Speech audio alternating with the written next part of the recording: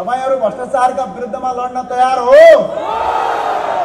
आज मात्रै भर्खरै अहिले 10 मिनेट अगाडि 15 मिनेट अगाडि प्रधानमन्त्रीलाई आज हामीले र क्वेशन सोधेका छौं। क्यान्टोनमेन्टको घोटालामा तपाई जेल जाने हो भनेर मैले क्वेशन सोध्दा प्रधानमन्त्रीले जेल जान्छु भनेर आज घोषणा गर्नुभएको छ। बडा महाराज धिराज पृथ्वीनारायण शाहले भन्नुभएको छ, घुस लिने र घुस दिने दुवै दोषी हुन्। भ्रष्टाचारका विरुद्धमा हामीले संसदमा आवाज उठाएर मात्र हुनेवाला छैन। भ्रष्टाचारका विरुद्धमा भ्रष्टाचारीहरूलाई 3 पुस्ते सम्पत्ति जफत गरेर यिनीहरूलाई आजीवन कारावास हाल्नुपर्छ, तब मात्र भ्रष्टाचारको अन्त्य हुन्छ। हामीले यो कुरा अगाडि आज यो देश यदि केही कारणले बर्बाद भएको छ भने भ्रष्टाचारको कारणले भएको छ। भ्रष्टाचार भनेको सिर्फ पैसाको कारोबार गर्नु मात्र होइन, सरकारी कागज किर्ते गर्नु पनि भ्रष्टाचार हो, सरकारी डकुमेन्टको हेरफेर गर्नु पनि भ्रष्टाचार। भ्रष्टाचार भनेको त्यो भएको हुँदा हामी राष्ट्रिय प्रजातन्त्र पार्टीको यो नवीनतम रापरपाका साथ हाम्रो भर्खरै केन्द्रीय समितिको बैठक सकेको छ। यो बैठकको उद्देश्यबाट प्राप्त लक्ष्यलाई गाउँ गाउँमा पुर्याउन बडा महाराज धिराज पृथ्वीनारायण शाहको दिव्य उपदेशमा खडा भएको पार्टी हो, कुनै विदेशी एजेन्डामा होइन। त्यही भएर हामीले गौरव गर्न पर्छ, हामीले सम्मान गर्ने कुनै आवश्यकता छ। तपाईहरुले हेर्नुभएको होला, हामीले यसो कार्यक्रम गर्दै गर्दा सबैले कहाँ यसोको फोटोमा शालिग मालासाला लाउँछन्, आधाले त भारतीय नेताको फोटोमा माला लगाएको पनि देखियो। तर हामीले कार्यक्रम सुरु हुनुभन्दा अगाडि बडा महाराज धिराज पृथ्वीनारायण शाहको फोटोमा माल्यार्पण गर्छौं, किनकि हामी यो देशको भूगोल माटो र यही देशको सिद्धान्तमा उब्जेको पार्टी हो। कुनै रसिया र युरोप र अमेरिकाबाट उत्पन्न भएको र भारतका गल्ली गल्लीबाट उत्पन्न भएको पार्टी होइन। माटो र सिद्धान्तलाई आत्मसात गरी हो हामीमा केही कमी कमजोरी होला, हामीले सही हिसाबमा अगाडि बढ्न सकेका छैनौं होला, तर हाम्रो सिद्धान्त र हाम्रो प्रिन्सिपल भनेको अहिले पनि भन्छौं, नुनलाई नुन र सुनलाई सुन भन्न सक्न पर्छ, तब मात्र यो देश बन्छ। जसले यो देश बनायो आज ती देशका राष्ट्रपितालाई यदि कसैले अपमान गर्छ भने राष्ट्रिय प्रजातन्त्र पार्टी हातमा दही जमाएर बस्दैन। यो कुरा याद राखेर अगाडि बढ्न भ्रष्टाचारका विरुद्धमा लड्नु छ। तर आज हामीले तपाईको जनमतले आज एउटा प्रमाणित गरेको देशको प्रधानमन्त्रीलाई हामीले सदनको रोस्टममा उभिएर सोध्यौं, तपाई क्यान्टोनमेन्ट घोटाला 8460 जना लडाकुको घोटालामा तपाई जेल जाने हो? तपाईको भिडियोसम्म आएको छ, जाने हो त भनेर सोध्दा यसमा छानबिन गर्नुस् माननीय ज्यू, म दोषी भयो भने जेल जान्छु भन्नुभएको छ। अब प्रधानमन्त्रीलाई जेल जाने दिनका लागि तयार रहन सबैलाई अनुरोध गर्न चाहन्छु। र सबैले आज यो देशमा अहिले पनि स्थानीय सरकार छ, प्रदेश सरकार छ, संघीय सरकार छ, तर जनताले आज सुविधा पाएको छ। एउटा भुटानी शरणार्थी केस आयो, त्यही मात्र भ्रष्टाचार होइन, वाइड बडी, यानसेल, 4G, धमिजा लगायतका तपाईको भ्रष्टाचारका काण्डहरू छन्। ती सबै काण्डको पर्दाफास हुनुपर्छ। यसमा तपाई हामी दोषी भए पनि हामी जेल जान तयार हुनुपर्छ, तब मात्र देशले विकास गर्छ। आज यो देशको रोग भएको छ भ्रष्टाचार। भ्रष्टाचारका विरुद्धमा हामीले सडक र सदनबाट तपाईको यसको आक्रोशलाई आत्मसात गरेर हामी जानुपर्छ। हामीले संसदमा उभिँदै गर्दा, हिजो जनताको अगाडि जाँदै गर्दा हामीले कसम खाएका छौं, 1 रुपैयाँ पैसा भ्रष्टाचार गर्दा पनि गर्दैनौं, गर्न पनि दिन्नौं। त्यो भएर हरेक माननीय ज्यूहरू, हरेक स्थानीय नेताहरू, जिल्ला कमिटीका साथीहरूलाई आजबाट म अनुरोध गर्न चाहन्छु, तपाईको वडा, गाउँ, टोलमा गएर भ्रष्टाचारका विरुद्धमा कसैले भ्रष्टाचार गर्यो भने हामीलाई खबर गर्नुहोस्। यिनीहरूलाई अख्तियार लाउनुपर्छ कि अख्तियार हुँदैन भने अख्तियारको कानुन परिवर्तन गरेर पनि जेलमा तागत राख्छौँ। त्यसका लागि हामी अगाडि बढ्छौँ भनेका छौँ। भ्रष्ट आचरणले गर्दा आज मुलुक बर्बाद भएको छ। स्थानीय तह तबकामा भ्रष्टाचारले व्याप्त गरेको छ। त्यही भएर आज राष्ट्रिय प्रजातन्त्र पार्टीले हामीले भ्रष्टाचारका विरुद्धमा लड्नका लागि कम्मर कसेका छौँ। चाहे त्यो भ्रष्टाचारी हाम्रै नेताभित्रबाट भए पनि हामीले कारबाही गर्न सक्ने क्षमता राख्नुपर्छ, तब मात्र पार्टीलाई देश र जनताको विश्वासको कुरा छ। आज हजारौं लाखौं जनताहरू विश्वासका साथ यहाँ हजारौं जनताहरू आउनुभएको छ, हजारौं पार्टी कार्यकर्ताहरू आउनुभएको छ। तपाई यो देशमा हामीले हिन्दू राष्ट्रको कुरा गरिरहेछौँ, वैदिक सनातन सहितको हिन्दू राष्ट्रको कुरा गर्दा कसै हिन्दूहरूलाई नै टाउको दुखेको देख्छु। मलाई भन्न मन लाग्छ, जो कर्मले हामीले हिन्दू राष्ट्रको परिकल्पना सिर्फ आस्थाका लागि गरेका छैनौँ, यसलाई आर्थिक रूपमा जोड्नका लागि आज विश्वका 121 करोड हिन्दूहरूमध्ये 10% मात्र नेपाल आयो भने झन्डै 12 करोड हिन्दूहरू नेपाल आउँछन्। विश्वका झन्डै 58 करोड बुद्ध धर्मावलम्बी मध्ये 10% मात्र नेपाल आयो भने 5.5 करोड भन्दा बढी बुद्ध धर्मावलम्बी नेपाल आउँछन्। उनीहरूको दर्शनार्थीबाट गरेको रकमले आज यो देशको टुरिज्म कहाँ पुग्छ र घर घरमा मान्छे धनी हुन्छ। कोही बेलचान विदेश जानु पर्दैन। हाम्रो हातमा सुन छ, सुनको थाली समातेर सडकको किनारामा बसेर भिख माग्ने परम्पराको अन्त्य गरौँ भनेर हामी लागेका छौँ। त्यसका लागि हामीले हिन्दू राष्ट्रको तयारी गरेका होइन। त्यही भएर राष्ट्रिय प्रजातन्त्र पार्टीका विभिन्न तपाईँको हामी जोडिएका छौँ। माटो सुहाउँदो, धर्म सुहाउँदो, देश सुहाउँदो सिद्धान्त बोकेका छौँ। अलि नभ अरू युवा साथीहरू जोडिनु भएको छ। यसलाई हामीले कहिल्यै पनि हामीले अहिले 14 सिट ल्याइहाल्यौँ, यतिले पुगिहाल्यो भन्ने छैन। हामीलाई यो देशको 2/3 बहुमत ल्याएर संवैधानिक राजतन्त्र, जनताबाट प्रत्यक्ष निर्वाचित कार्यकारी प्रधानमन्त्री, भ्रष्टाचारीलाई आजीवन कारावास 3 पुस्ते सम्पत्ति हरणको कानुन बनाउनु छ। यसका लागि हामी सडकमा जाँदैछौँ। त्यो पुगिहाल्यो। आज 14 जिताउनु हो त हामीले सडकमा होइन संसदमा भ्रष्टाचारीहरू, देशको प्रधानमन्त्रीसम्ममा भ्रष्टाचारको आरोपमा प्रमाणित भयो भने जेल जान्छु भनेर बाध्य पारेका छौँ। तपाईँले हामीलाई 100 सिट दिएर हेर्नुहोस्, हामीलाई 80-90-100 सिट दिएर हेर्नुहोस्। 2/3 साथीहरू बनाएर यो देशको कानुन परिवर्तन गरेर राज संस्था स्थापित, हिन्दू राज्य र विदेशीका अगाडि घुँडा टेक्ने परम्पराको अन्त्य गराएर देखाउँछु। यसका लागि तपाईँ तयार हुनुहोस्। अब म जान सबैलाई भन्न चाहन्छु, वरपर तलमाथिका साथीहरू, तपाईँहरूले हात उठाइदिनु होला। एकछिनमाथि सबै साथीहरूले तपाईँहरू भ्रष्टाचारका विरुद्धमा लड्न तयार हो? हात उठाउन अझै काम तयार हो?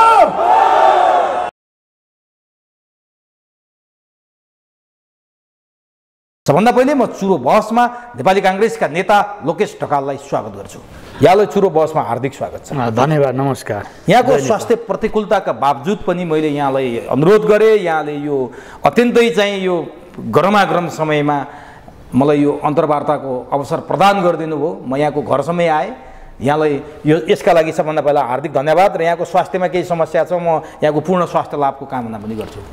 धन्यवाद। होइन, म यो लामो समयदेखि मेरो इच्छा थियो एकचोटि चाहिँ हामी सगरमाथाको देश, हिमालको देश भनेर चिनिन्छौँ, नेपालको एउटा पहिचान हो विश्वमा।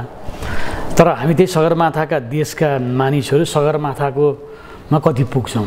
सगरमाथाको टुप्पोमा पुग्न नसके पनि सगरमाथाको पाइताला चाहिँ चुमौ भनेर एभरेस्ट बेस क्याम्प र काला पत्थरसम्म पुग्ने, त्यहाँसम्म ट्रेकिङ गर्ने मेरो लामो इच्छा थियो। यसपटक त्यो इच्छा पुरा भयो। म त्यहाँ घुमेर आएको कारणले हाई अल्टिच्युड, अनि फेरि मौसमको चेन्ज, त्यसले गर्दाखेरि म अलिकति चाहिँ नि यो बिचमा स्वास्थ्यमा समस्या छँदै थियो। मैले यो उताबाट फर्किसकेपछि तपाईँलाई यो पहिलो इन्टरभ्यू, मैले धेरैलाई, मलाई चाहिँ अलिकति गाह्रो पनि भएछ, धेरैलाई नो भने। तपाईँ फेरि उमेशजी यस्तो हुनुहुन्छ कि पानी मुनि गएर पनि मान्छेलाई खतरले ल्याउनुहुन्छ। मलाई चाहिँ तपाईँले घरैसम्म, हालाकि अहिले मेरो फेरि यो सब यो भव्य राशिमा छन् लोकेश ढकालको घरै हो कि भन्ठान्नु होला। म घरमा छैन, एउटा यो पार्टी प्यालेसमा छु, तर घर मेरो नजिकै छ। मेरो घरैको छेउसम्म तपाईँ आउनुभयो, त्यसका लागि चाहिँ म धन्यवाद दिन चाहन्छु। मेरो विचार अभिव्यक्ति पोख्ने एउटा माध्यमको रूपमा लामो समयदेखि लोकप्रिय अनलाइन टेलिभिजन च्यानल सुरु कुरोमा उमेशजीले जो एउटा मेहनत गरिरहनु भएको छ मिडियामा, तपाईँले हामीलाई चाहिँ फोरम पनि दिइरहनु भएको छ, त्यो हामी सबैको लागि चाहिँ एउटा खुसीको कुरा हो। अरू राजनीतिक कुराहरू अगाडि बढाउँ। अब म विषयवस्तुमा प्रवेश गर्छु। यहाँको स्वास्थ्य प्रतिकूलता त थाहा पाइहाल्यो। काङ्ग्रेसको स्वास्थ्य चाहिँ के छ यति बेला, जब यो उपनिर्वाचनको मत परिणाम लगभग सार्वजनिक भएको जस्तै छ? यति बेला काङ्ग्रेसको स्वास्थ्य अवस्था चाहिँ अत्यन्तै नाजुक छ भन्ने हामी सुन्छौँ। यहाँलाई के लाग्छ, काङ्ग्रेस सन्चै छ? होइन, काङ्ग्रेस समग्रमा नेपाली काङ्ग्रेस बिरामी पर्न थालेको अहिलेबाट होइन। यो शान्ति प्रक्रिया र संविधान सभाको निर्वाचनका नाममा नेपाली काङ्ग्रेस पार्टीले विचारै नगरिकन आम नेपाली जनताको भावनालाई पनि नबुझिकन आम काङ्ग्रेसी कार्यकर्ताहरूको भावनाको पनि परवाह नगरिकन जुन ढङ्गले हाम्रा फाउन्डिङ प्रिन्सिपलहरू थिए काङ्ग्रेस पार्टीको स्थापना जुन उद्देश्यले भएको थियो त्यो उद्देश्य अनुरूप नेपाली काङ्ग्रेस पार्टीले आफ्ना फाउन्डिङ प्रिन्सिपल र नेपाली राजनीतिको सन्दर्भ र नेपाली काङ्ग्रेस सन्दर्भमा महान राजनेता बीपी कोइरालाले दिनुभएको विचार र चिन्तन र त्यो चिन्तनको बाटोमा गणेशमान सिंह जस्ता महान नेता, कृष्णप्रसाद भट्टराई जस्ता महान नेताहरू त्यो बाटोमा हिँड्नुभयो। त्यो बाटो विपरीतमा जुन बेलादेखि काङ्ग्रेस जान थाल्यो त्यसै बेलादेखि काङ्ग्रेस बिरामी पर्न थालेको हो। यो अहिले आएर काङ्ग्रेसलाई त्यो ज्वरोको तापमा चुनावले अलिकति बढ्यो होला, 104 कै ज्वरो आछ क्या हो काङ्ग्रेसलाई। अब जुन किसिमको नतिजा आयो काङ्ग्रेसका लागि त यो ठुलो सबक हो नि। ज्वरोले काङ्ग्रेस थला। अब सबक त सिकेन हो। हामी पहिलो संविधान सभामा त्यो सबक सिकेनौँ, पहिलो संविधान सभामा त्यो सबक सिकेनौँ। दोस्रो संविधान सभाबाट अलिकति ठुलो पार्टी हुँदैमा चाहिनेभन्दा बढी पुलकित भयौँ। अनि संविधान जारी गरिसकेपछि हामीले बडा गर्व गऱ्यौँ। नेपाली काङ्ग्रेसले यत्रो चाहिँ परिवर्तनको चाहिँ लिडरसिप लियो, शान्ति प्रक्रिया, प्रजातान्त्रिक आन्दोलन, त्यसै गरी चाहिँ संविधान निर्माणको काम यत्रो लिडरसिप गऱ्यौँ भनेर हामी गर्व गर्छौँ। त्यो गर्व गरिरहँदाखेरि नेपाली जनताले संविधान सभाको पहिलो निर्वाचनमा नेपाली काङ्ग्रेसलाई किन दण्डित गरे? संविधान जारी भइसकेपछि हामीले हाम्रो लिडरसिपमा संविधान जारी गऱ्यौँ भनेर गर्व गऱ्यौँ। संविधान जारी भइसकेपछिको पहिलो निर्वाचनमा पनि काङ्ग्रेसको त्यो किसिमको लज्जास्पद पराजय भयो संसदमा। तर यी सबै कुराहरूमा काङ्ग्रेसले हेर्दै हेरेन। किन नेपाली जनताको भावना प्रतिबिम्ब काङ्ग्रेसले गर्न सक्दैन? हामी त डेमोक्रेटिक पार्टी हौ नि त। जनताको भावनाको प्रतिबिम्ब राजनीतिक दलले गर्न सकेन भने त्यो दलको रिलेभेन्सी सकिन्छ। अहिले नेपाली काङ्ग्रेसमा एकातर्फ हामीले हाम्रा फाउन्डिङ प्रिन्सिपलहरू स्थापना कालमा काङ्ग्रेस केका लागि स्थापना भएको थियो र बीपी कोइराला, गणेशमान सिंह, सुवर्ण शमशेर, सूर्यप्रसाद उपाध्याय, कृष्णप्रसाद भट्टराई जस्ता नेताहरूले चाहिँ तपाईँको चाहिँ लामो समयसम्म लिड गरेको एउटा गौरवशाली पार्टी आज यो दुराशयको अवस्थामा आउनुको कारण के हो भनेर पार्टीभित्र कहिले पनि आन्तरिकमा बहस, चिन्तन, मनन हुने, खोतल्ने, काङ्ग्रेसको केन्द्रीय कार्य समिति बैठकमा, काङ्ग्रेसको महासमिति र महाधिवेशनहरूमा चिन्तन मनन हुने प्रवृत्ति नै काङ्ग्रेसमा रहेन। जसरी हुन्छ सत्ता कब्जा गर्नका लागि पार्टीको लिडरसिप कब्जा गर्ने, पार्टीको लिडरसिप कब्जा गर्नका लागि के गरी हुन्छ भने हामीले चाहिँ नि काङ्ग्रेसले त हामी कम्युनिस्टभन्दा भिन्न हौँ। किन कम्युनिस्ट?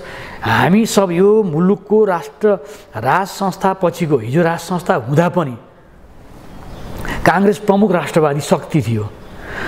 चरित्रले नै राज संस्था सबभन्दा बढी राष्ट्रवादी शक्ति हुन्छ। राजनीतिक दलहरू कहिलेकाहीँ आफ्नो राजनीतिक विचार र चिन्तनमा आफ्नो स्वार्थमा बरु बहकिन सक्छन्। राज संस्था बहकिँदैन। आफ्नो स्वार्थमा बहक्यो भने उसको चाहिँ राज संस्था उसले टेक्ने ठाउँ नै गुमाउँछ। राजनीतिक दलहरू सत्ताबाट विमुख हुन्छ। नेपाली काङ्ग्रेस 30 वर्षसम्म प्रतिबन्धित अवस्थामा रहँदा पनि काङ्ग्रेसले आफ्नो बिउ जोगाएर बस्यो, सङ्घर्ष त गरेर बसेको थियो नि। पार्टी त जोगिन्छ तर चाहिँ एकचोटि राज संस्था पतन भइसकेपछि फेरि आउनको लागि गाह्रो पर्छ। दुनियाँमा आएका उदाहरण छन्, नेपालमा पनि आउँदैन भनेर अहिले म भन्न त सक्दिनँ। राष्ट्रिय राजनीतिको जुन किसिमको चरित्र देखिँदैछ त्यसले आम नेपाली जनतामा चरम निराशा छ। लामो समयदेखि 46 सालको राजनीति परिवर्तनपछि लामो समयसम्म सत्ताको रजगज गरेका भनेका यही नेपाली काङ्ग्रेस पार्टी र एमाले नै हो। 62-63 को राजनीति परिवर्तनपछि नयाँ शक्तिको रूपमा अतिवादी शक्ति माओवादीहरू आयो। माओवादी शान्ति प्रक्रियामा आइसकेपछि उनीहरू पनि यो र त्यो नाममा विभिन्न ठाउँमा सबभन्दा लामो समयसम्म सत्तामा बसे। पहिलो संविधान सभामा उनीहरूलाई जनताले केही गर्छ कि भनेर चाहिँ नि भोट पनि दिए। संसदमा लार्जेस्ट पार्टी बनाए। बहुमतमा प्रत्यक्ष निर्वाचनमा त माओवादीले एक्लैले बहुमत ल्यायो हैन। 240 सिटमा 120 सिट एब्सोल्युटली उसले जितेको छ। प्रत्यक्ष तपाईसँग गर्दाखेरि उसको स्पष्ट बहुमत नपुगे तापनि ठुलो दल त भएको छ। त्यो दुईटा पछि त दुईटा दल मिलेर नेकपा पनि गठन भयो। त्यो हुँदा पनि त उनीहरूले त जे पनि गर्न सक्थे। तर गर्न सकेनन्। भनेपछि यो 32 वर्षभन्दा लामो अवधिमा काङ्ग्रेस र कम्युनिस्टका नाममा जसले जति समय शासन सत्ता सञ्चालन गरे जनतालाई निराशा दिने बाहेक केही पनि गरेनन् काङ्ग्रेसले पनि। त्यसको परिणामले अहिले नयाँ नयाँ तपाईँको चाहिँ शक्तिहरूको उदय भएको छ। त्यसको प्रतिबिम्बको रूपमा स्वतन्त्र पार्टी गएको निर्वाचनमा पनि होइन तपाईँले चाहिँ सङ्घको निर्वाचनमा प्रदेशको निर्वाचनमा त्यसको देख्नुभयो। म मात्रै लडे त्यहाँ पनि उनीहरूले सशक्त धक्का दिए। राप्रपा आफै पनि पछिल्लो तलबमा चाहिँ नि एउटा लिङदेल र लिम्बूको छोराले त्यो राप्रपाको लिडरसिपमा लिएपछि उसले अलिकति आम मतदातालाई चाहिँ नि प्रभावित गरे, आफ्नो पक्षमा पार्न सके र केही सिट बढाए। पछिल्लो सङ्घीय संसद प्रदेशको निर्वाचनको बेलामा पनि यहाँसम्म आइपुग्दाखेरि काङ्ग्रेस र कम्युनिस्ट पार्टी चाहे त्यो माओवादी हुन्, चाहे नेकपा हुन्, चाहे नेपाली काङ्ग्रेस हुन्, यिनले जनतालाई निराशा मात्रै दिएको परिणामले अनि संसदभित्र नयाँ शक्तिहरूको उदय भनेपछि 34 वर्षदेखि काङ्ग्रेस र कम्युनिस्टका नाममा जुन किसिमको व्यथिति भयो त्यो काङ्ग्रेस र कम्युनिस्ट सच्चिनु पर्नेमा पटक पटक यहाँले भन्नुभयो नि काङ्ग्रेस बिग्रिन थालेको त पहिलो संविधान सभाको चुनावदेखि हो भनेर। बिरामी परेको अहिले बिरामी परेको यो सुध्रिनु पर्ने काङ्ग्रेस झन्झन गल्ती थप्दै गयो र यहाँले भने जस्तो चाहिँ काङ्ग्रेस र कम्युनिस्टको निरन्तरको व्यथिति र गल्तीका कारण अहिले जनता सच्चिन बाध्य भए हुन्। जनता सच्चेर यिनीहरूलाई जनता पनि गणेशमानजीले त एकचोटि भन्नुभएको थियो, हालाकि बरोबर भन्नु पनि हुन्थ्यो, पछिल्लो पटक अझ जोड दिएर भन्नुभयो आफ्नो पत्नी पनि आफ्नो छोरा पनि चुनाव हारिसकेपछि अझ जनताप्रतिको उहाँको निराशा पनि थियो। त्यस कारणले जनता भनेका भेडा भन्नुभयो, काठमाडौँका जनता भेडा भन्नुभयो होइन। यहाँ हिजोको दिनमा हेर्ने भने पनि 2037 सालमा भएको जन्म सङ्ग्रहपछि नानीमैया जस्तोलाई पनि काठमाडौँको जनताले जिताएका हुन्। लामो समयसम्म वामपन्थी किताबबाट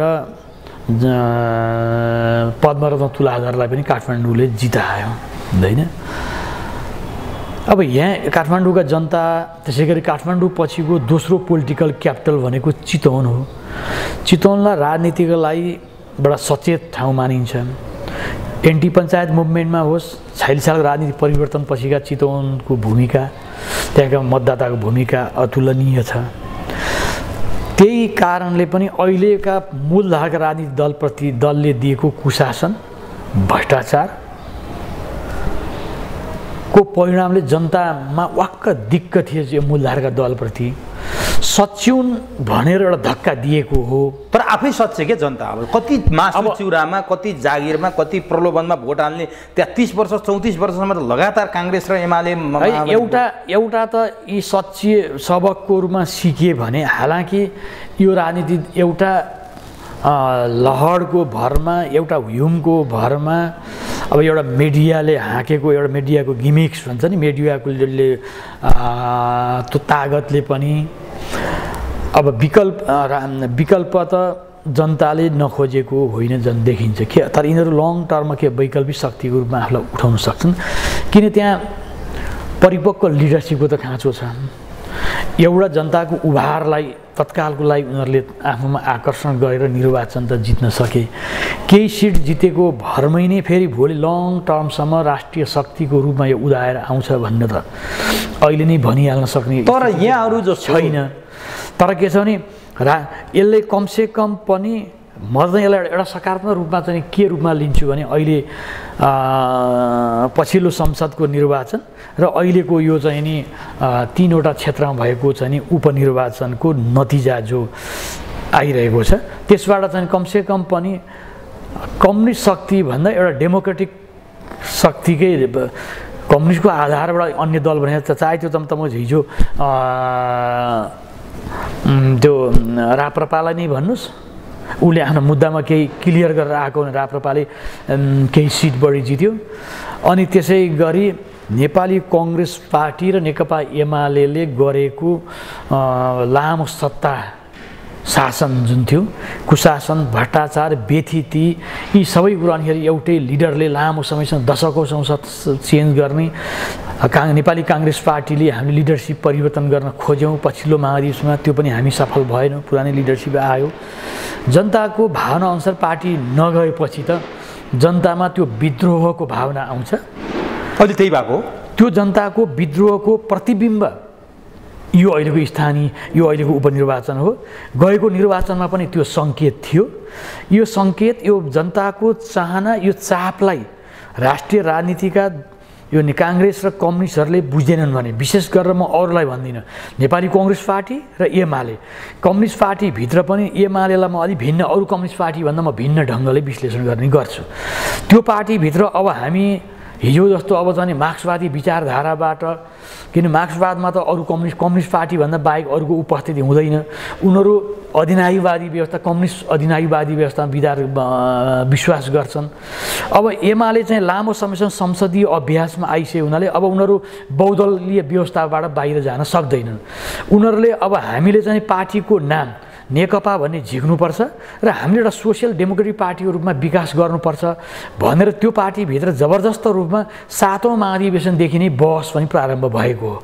हालाकि पछिल्लो नेकपा एमाले र नेकपा माओवादी केन्द्रको बीचको एकतापछि त्यो फेरि त्यो कता हरायो त्यसले चाहिँ एमालेलाई अलिकति विचलित बनाएको छ। तथापि लामो समयसम्म संसदीय अभ्यासमा आइसक्यो। काङ्ग्रेस पछिको चाहिँ संसदीय अभ्यासमा खारिएको पार्टी भनेको नेकपा एमाले नै हो।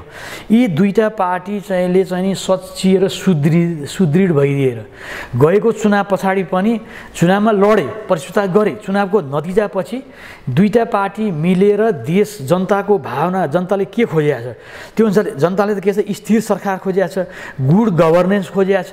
त्यो कुरो काङ्ग्रेस र एमाले दिन सक्थे दुईटा पार्टी मिलेको भए। र अनि दुईटा पार्टी मिलेको भए अहिले साना ठुला यी त्यसपछिका विकल्पहरू उदय भएका जो च्याखे थापेका छन् संसदभित्र, एउटा दुईटा सिट भएकाले पनि 5-7 सिट भएकालाई पनि सत्ताको लागि बार्गेनिङ गर्ने, च्याखे थाप्ने, त्यो जो च्याखे थाप्ने त्यो राजनीति पनि ध्वस्त हुन्थ्यो, त्योबाट पनि मुक्त हुन्थ्यो। आम जनताले खोजेको राजनीति शान्ति, स्थायित्व र समृद्धिको बाटोमा देश जान सक्थ्यो। तर काङ्ग्रेस र नेकपा एमालेका लिडरहरू त्यस तरह गम्भीर भएनन्, फेरि द्वन्द्वतर्फै लाग्यो। त्यसको परिणाम हो। त्यसको परिणामले अब चाहिँ काङ्ग्रेस र एमाले प्रतिको हिजोको लामो सत्ता सङ्घर्ष अनि यिनीहरूले बेला मौकामा सत्तामा पाउँदाखेरि पनि मौकाको सदुपयोग गर्न नसकेको। नेपाली काङ्ग्रेसले त दुई पटक बहुमतको सरकारलाई 5 वर्षसम्म चलाउन सकेन। आफ्नो आन्तरिक घरेलु झगडा 56 सालको निर्वाचनमा काङ्ग्रेसलाई जनताले बहुमत दिए, त्योभन्दा अगाडि 48 सालको निर्वाचनमा बहुमत दिए, स्पष्ट बहुमत भएको 5 वर्षसम्म चलाउन सकेन। नेकपा एमाले र माओवादी मिलिसकेपछि पनि त्यो पार्टी त बहुमतमा थियो, त्यसले पनि चाहिँ तपाईँको चाहिँ 5 वर्ष चलाउन सकेन। आफ्नै आन्तरिक घर झगडा गरेर पार्टी ध्वस्त भयो, काङ्ग्रेस टुक्रियो। त्यसबाट जनतामा निराशा थियो भने त्यो संसद त्यसपछि आएर आयौँ गएर आयौँ संसदीय खेलबाड, तपाईँको चाहिँ राजनीतिक तपाईँको चाहिँ पद्धति विधि पद्धति चाहिँ नचल्ने, सत्ता र भ्रष्टाचार यी चाहिँका लागि भएपछि जनता चाहिँ राजनीति पुराना मूलधारका राजनीतिप्रति निराश हुँदै गएको थियो। त्यसको पृष्ठभूमिमा अरू कुनै विकल्प नभएपछि नो भोट गर्ने ठाउँ पनि छैन। त्यो स्थितिमा नयाँ राजनीतिक दलहरू उदाउनु स्वाभाविक छ, उदाउनुपर्छ। कमसेकम पनि कम्युनिस्ट पार्टीहरूभन्दा पनि कम्युनिस्ट विचारमा नराख्ने डेमोक्रेटिक स्पिरिटका मान्छेहरूले दल खोलेर अन्य वैकल्पिक राम्रो पनि हो। यहाँनिर सबैभन्दा बढी चाहिँ अब काङ्ग्रेसलाई क्षति हुने र क्षय हुने चाहिँ मान्छेहरूले आकलन गरिरहेछन्। यहाँले भन्नुभयो नि जस्तो डेमोक्रेटिक प्लेटफर्म, काङ्ग्रेसको विकल्प अर्को केही पनि थिएन। कम्युनिस्ट मन नपर्नेहरू अटोमेटिक बाध्य भएर काङ्ग्रेसलाई भोट हाल्नुपर्ने अवस्था थियो। अब त्यो ग्राउन्ड काङ्ग्रेसका लागि रहेन, किनभने त्यहाँ राष्ट्रिय स्वतन्त्र पार्टी हेर्दा नाम पनि राष्ट्रिय स्वतन्त्र पार्टी, काहीँ कम्युनिस्ट पनि जोडिया छैन। काङ्ग्रेसको जस्तो सभापतीय पद्धति त्यहीँ देखिन्छ, काङ्ग्रेसको जस्तो महामन्त्रीय पद्धति त्यहाँ देखिन्छ, सिद्धान्त काङ्ग्रेसको। अब यसले सबैभन्दा बढी काङ्ग्रेसलाई र केही मात्रामा एमालेलाई क्षति पुर्याउँछ। काङ्ग्रेस त अब यसको प्रतिस्पर्धा पनि गर्न नसक्ने अवस्थामा पुग्छ भन्छन् नि मान्छेहरू। यहाँले त्यस्तो लाग्दैन? यहाँले बारम्बार भन्नुभएको छ कि एउटा डेमोक्रेटिक शक्ति जन्मियो भनेर भनिरहनु भएको छ। त्यो डेमोक्रेटिक शक्तिको सबैभन्दा निर्मम प्रहार चाहिँ काङ्ग्रेसमाथि नै हुन्छ र काङ्ग्रेस अस्तित्व जोगाउने गाह्रो अवस्थामा पुग्छ भन्छन्। है लङ टर्म नेपालको डेमोक्रेटिक प्रोसेसका लागि, प्रजातन्त्रको स्थायित्वका लागि काङ्ग्रेसको विकल्पमा अर्को डेमोक्रेटिक पार्टी आउँछ भने त्यो डेमोक्रेसीका लागि सुन्दर पक्ष हो हैन। इतिहासमा हामीले यति गरेका थियौँ, इतिहास भजाएर मात्रै सधैँ सत्तामा जनताको मत जित्न सकिँदैन, जनताको मन जित्न सकिँदैन। नेपाली कङ्ग्रेसको 7.5 दशक लामो इतिहास हो।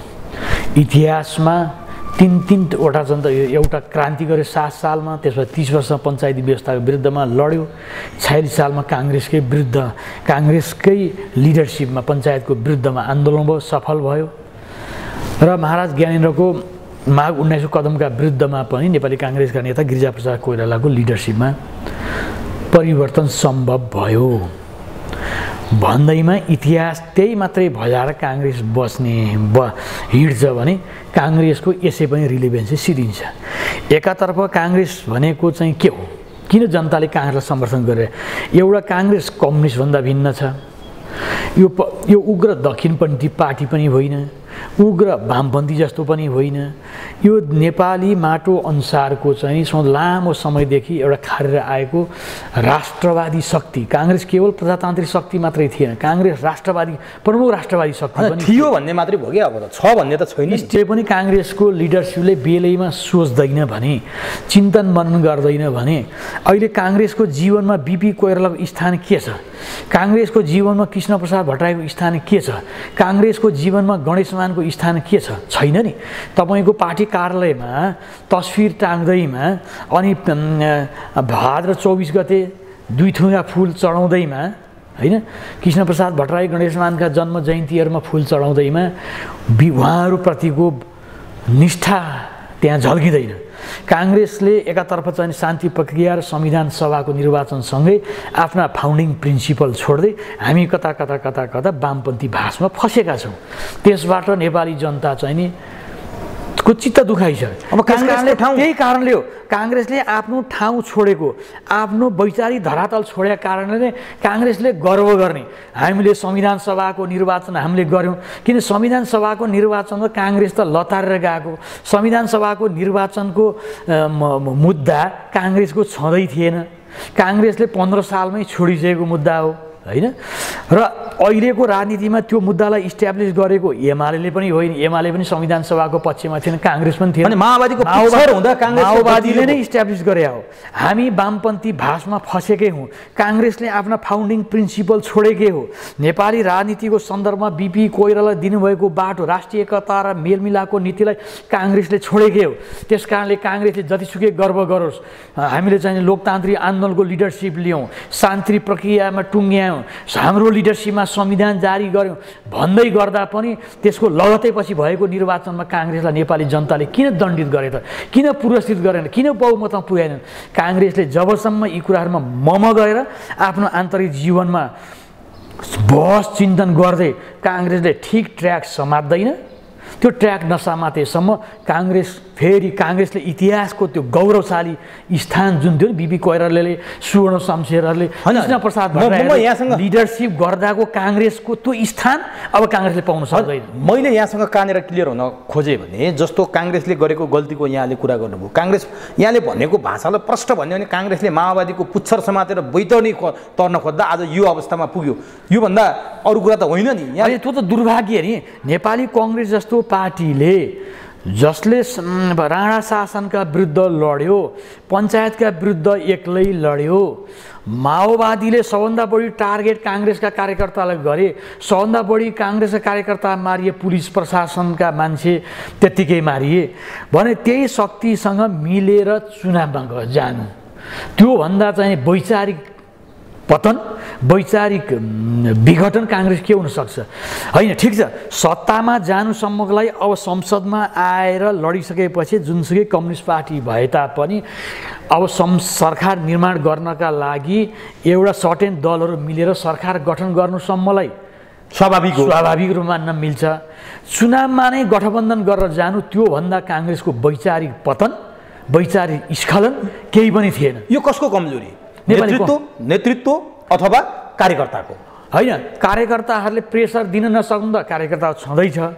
जसले जतिसुकै भने तापनि, जतिसुकै विधानका रट लगाए तापनि नेपाली कङ्ग्रेस पार्टी भनेको पार्टी प्रेसिडेन्सियल सिस्टमबाटै चलेको पार्टी हो। हिजोदेखि पार्टीमा काङ्ग्रेसमा प्रेसिडेन्ट नै सर्वेसर्वा होइन। सभापतिलाई शेरबहादुर देउवाले 2 पटक जिताउने गल्ती काङ्ग्रेसकै डेलिगेट्सहरूले गरे होइन, काङ्ग्रेसकै नेता होइन। काङ्ग्रेसले लिडरसिप, काङ्ग्रेसका कार्यकर्ताहरूले पछिल्लो 14औं महाधिवेशनमा हामी त, म जस्ता मान्छे त हामी शेरबहादुरको विकल्पमा लिडरसिप खोजेर हिँड्या हुन्। शेखर कोइराला सभापतिमा समर्थन गरे हो। त्यस बेलामा यदि शेरबहादुर देउवा सत्तामा हुँदैन थिए, होइन, उनलाई सत्ता प्राइम मिनिस्टर भएर महाधिवेशन गरेका कारणले पनि महाधिवेशनलाई प्रभावित गरे।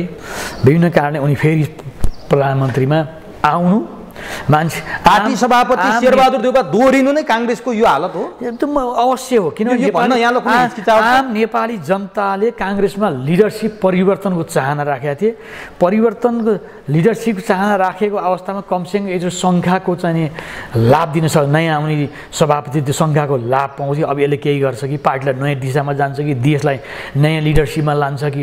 शेरबहादुरलाई धेरै पटक आम नेपाली जनताले प्रयोग गरिसकेको र उनले जनतामा त्यस्तो छाप छोड्न नसकेको कारणले शेरबहादुरप्रति जनतामा आकर्षण थिएन, विकर्षण थियो। आज पनि शेरबहादुर देउवाको अनुहार हेरेपछि काङ्ग्रेसमा भोट हाल्नै मन लाग्दैन भन्ने मान्छे पनि भेटा छौँ कि हामीले। एकदमै छ। त्यस कारणले काङ्ग्रेसमा हामी त, म त प्रष्ट रूपमा काङ्ग्रेसको नीति 14औं महाधिवेशन अगाडि नै काङ्ग्रेसमा नीति पनि ठिक छैन, काङ्ग्रेसमा नेतृत्व पनि ठिक छैन। दुवै परिवर्तन नगरेसम्म हुँदैन भन्यो। तर 14औं महाधिवेशनबाट फेरि शेरबहादुर देउवाजी नै आउनुभयो। अब उहाँलाई मैले सभापति लिडरसिप आइसके स्वागत गर्नु, समर्थन गर्नु एउटा कुरा हो, तर लिडरसिप चेन्ज नगर्नका लागि भूमिका खेल्ने, त्यस बेलाको चाहिँ काङ्ग्रेसमा चाहिँ समयको गति नबुझ्ने प्रकाशमान सिंह, विमलेन्द्र निधिहरू पनि त्यत्तिकै जिम्मेवार छन् आजको दिनमा। अब यहाँले भने जस्तो शेरबहादुर देउवाको दोष त हामीले देखायौँ, होइन? पार्टीका 2 जना युवा महामन्त्रीहरू जो शेरबहादुर देउवालाई च्यालेन्ज दिन्छौँ भनेर बोल्नुहुन्थ्यो। युवा हाम्रो चाहिँ, हामी एक प्रकारले सेलिब्रिटी पनि हो भन्ने उहाँहरूको घमण्ड अहङ्कार थियो।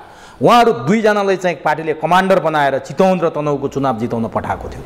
उहाँहरूको नैतिक जिम्मेवारी छैन?